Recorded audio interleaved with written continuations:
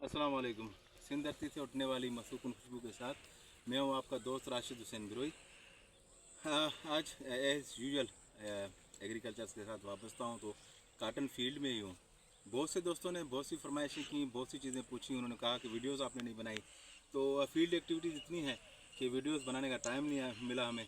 लेकिन अब इंशाल्लाह ताला कुछ ऐसी चीज़ें आई हैं जो आपके साथ शेयर करनी पड़ रही हैं मुझे। तो आज उस तसलसल में ये मेरी पहली वीडियो है जो मैं कंटिन्यू देख रहा हूँ, और फील्ड में जो मैं चीज़ देख रहा हूँ और उसकी जो ट्रीटमेंट हमारे जूनियर दोस्त दे रहे हैं वो मैं देख रहा हूँ। तो उसको मद्देनज़र रखते हुए आज जो है ना मैं इस फील्ड में आया हूँ। मेरे प्यारे दोस्त हैं लालो रमज़ान हिंगोर जो, और ये क्रॉप जो है मरहूम इस्माइल हिंगोर जो हमारे अच्छे दोस्त थे उनकी है।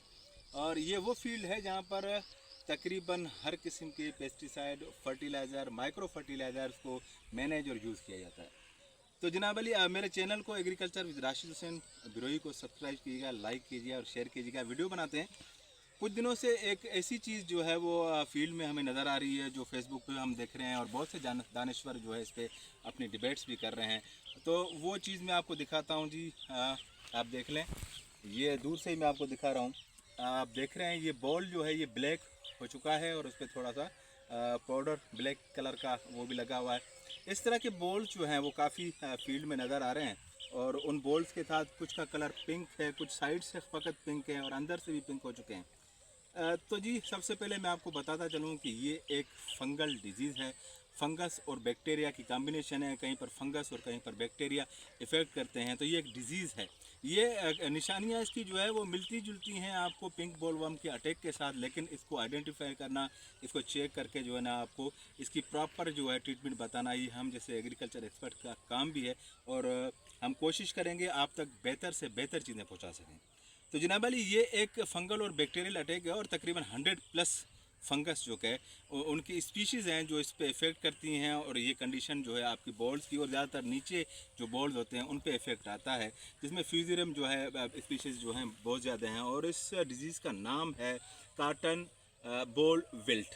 काटन बोल विल्ट जो है ये इस डिज़ीज़ का नाम है। और इस वक्त काटन के अंदर जब टेम्परेचर अप एंड राइज हो रहा है, दिन को टेम्परेचर बहुत ज़्यादा है, रात को टेम्परेचर कम हो रहा है, और कहीं पर हल्की बारिश पड़ी हुई है, तो नीचे से जो है मॉइस्चर भी मिल रहा हो, तो जो बोल्स थोड़े से खुल जाते हैं, उनके ऊपर भी इसका इफेक्ट होता है। और क्लाइमेटिकल चेंज की वजह से जो स्पोर्स होते हैं फंगल जो फ्राई कर रहे होते हैं, वो अपना स्पेसिफिक जो है होस्ट ढूंढ कर वो वहाँ पर जाते हैं।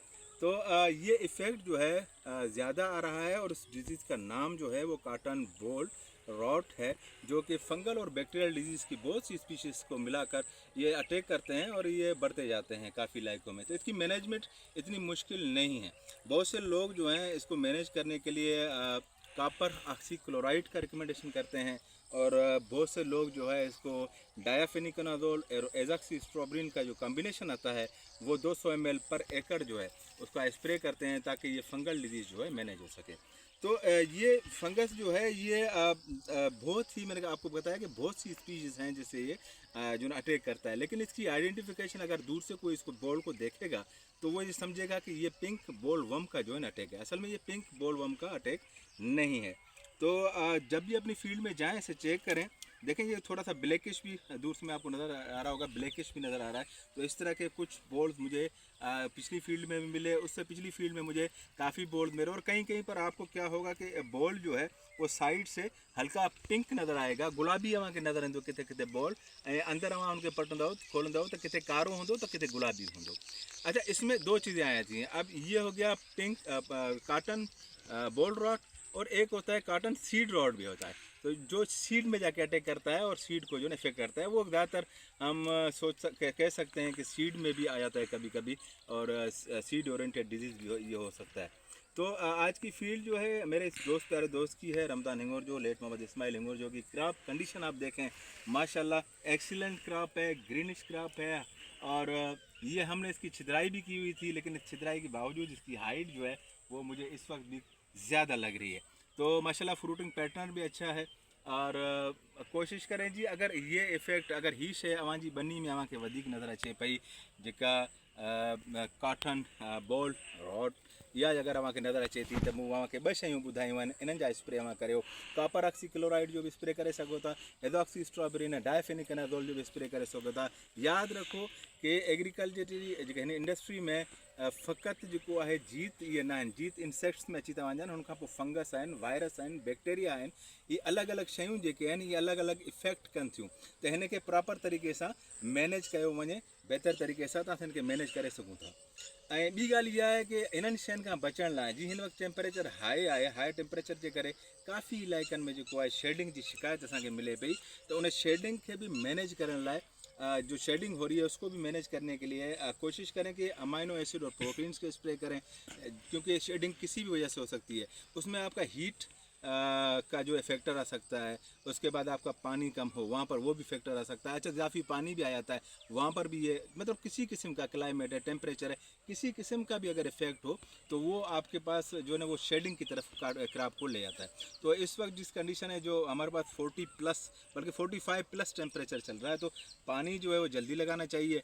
और जहाँ पर पानी अवेलेबल नहीं है तो आप यूज़ करें अमाइनो एसिड और प्रोटीन कर सकते हैं, जिंक जो है फोलियर में आप उसके स्प्रे कर सकते हैं, पोटाश के स्प्रे कर सकते हैं। ये सारी चीज़ें माइक्रो फर्टिलाइज़र आप इनके साथ यूज़ कर सकते हैं। तो कोशिश करें पहले तो इन डिजीज़ को मैनेज करें और अपनी क्रॉप का हर रोज़ जो है वो मॉनिटर करें अपनी क्रॉप को। इस क्रॉप को भी आप देख रहे हैं अल्हम्दुलिल्लाह काटन जो है बड़ी एक्सीलेंट है, और अल्लाह ताला की ज़ात से उम्मीद है कि इंशाल्लाह ये साल भी हमारा काटन का अच्छा रहेगा। इंशाल्लाह ताला नेक्स्ट वीडियो में मैं डिटेल बात करूंगा जो शेडिंग चल रही है उसके ऊपर और पिंक बोलवर्म के ऊपर, क्योंकि बहुत से लोग जो है वो इसे इस तरह ट्रीट कर रहे हैं कि जो हमारे टेक्निकल जो है हमारे समझ में जो है ना वो चीज़ नहीं आ रही। क्रॉप को मैं मेरा बेटा आज मेरे साथ कैमरामैन है, तो अमार को कहूँगा थोड़ा सा क्रॉप को टर्न करके आपको दिखाएं। देखें क्रॉप को यूनिफॉर्म क्रॉप है, एक जैसी क्रॉप है, और माशाल्लाह फ्रूटिंग पैटर्न भी अच्छा है इसका। एक चीज़ जो है मुझे इसमें थोड़ी सी वो लगता है कि इसमें मैंने अभी पूछा अपने फार्मर से तो उन्होंने यूरिया का इस्तेमाल कर दिया है। तो अब मैं इसमें एक हमारे थोड़ा क्लोज आए यहाँ पर इस प्लांट के करीब आए, ये देखें कि ये जो इंटर नोड्स हैं, ये नोड जो हैं ये एक पन जे ऐं ॿिए पन जे विच में जेका हीअ ॻंढ आहे, असां कोशिशि कंदा आहियूं कि 1.5 खां 2 इंच ताईं हुजणु खपे।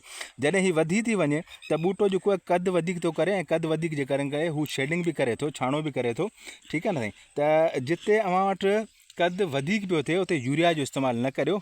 ॾिसो देखें जी 2 इंच से प्लस आ गया ये, तो यहाँ पर यूरिया का इस्तेमाल जो है ना मैं रिकमेंड नहीं करूँगा, बल्कि यहाँ पर मैं कहूँगा जहाँ पर हाइट ज़्यादा हो वहाँ पर पोटाश का कुछ इस्तेमाल करें और अमोनियम नाइट्रेट का यूज़ करें तो बेहतर रहेगा। तो ये कुछ चीज़ें हैं, इनको भी चेक करें। आप अपनी फील्ड में आकर ख़ुद भी ये चीज़ चेक कर सकते हैं कि ये इंटर नोड्स जो हैं ये बढ़ने नहीं चाहिए। अच्छा बहुत से दोस्त जो है हमें कहते हैं कि भाई आप जो है ना हमारी क्रॉप की जो हाइट है वो कम है, हाइट जो कम है, तो मैं उनसे कहता हूँ कि आप हाइट को मत चेक करें, उसकी आप फ्रूटिंग पैटर्न देखें, उसकी फ्रूटिंग देखें, उसकी फ्रूटिंग कैसी है। अगर उसमें बॉल्स आपके पास ज़्यादा हैं तो लाजमी है उसकी हाइट कम होगी, और जितना एक्सेसिव हाइट होगा उतनी शेडिंग ज़्यादा होगी और उसमें फ्रूटिंग कम होगी। तो ज़्यादा काटन के क्रॉप को आप छोड़ दें कि वो खुद नॉर्मल ग्रोथ करे अपनी। उससे अगर आप धोस और जो है ना झगड़े के साथ अगर आप उसे बढ़ाना चाहेंगे तो वो उसमें कुछ नेगेटिव चीज़ें आ जाएंगी। तो जनाब अली ये कुछ चीज़ें थी आज आप लोगों के साथ मैंने शेयर की हैं। फिर कहता हूँ मेरा एग्रीकल्चर चैनल है, यूट्यूब चैनल है एग्रीकल्चर राशिद हुसैन गिरोही। अपने कमेंट्स से मुझे जो है ना वो आप आगाह कीजिएगा, आपके जो मशवरे हैं वो मेरे लिए बहुत मुफीद होते हैं।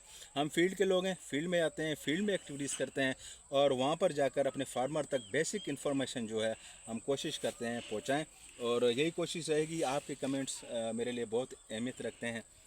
ये क्रॉप जो है अल्हम्दुलिल्लाह मुझे बहुत अच्छी भी लगी है, और उम्मीद है कि इंशाल्लाह ताला हमारे फार्मर जो है इस क्रॉप पे खुश होंगे। अपनी दुआओं में याद रखिएगा। इस दुआ के साथ आप लोगों से मैं चाहता हूँ इजाज़त कि सिंध सलामत, साथ सलामत, पाकिस्तान जिंदाबाद।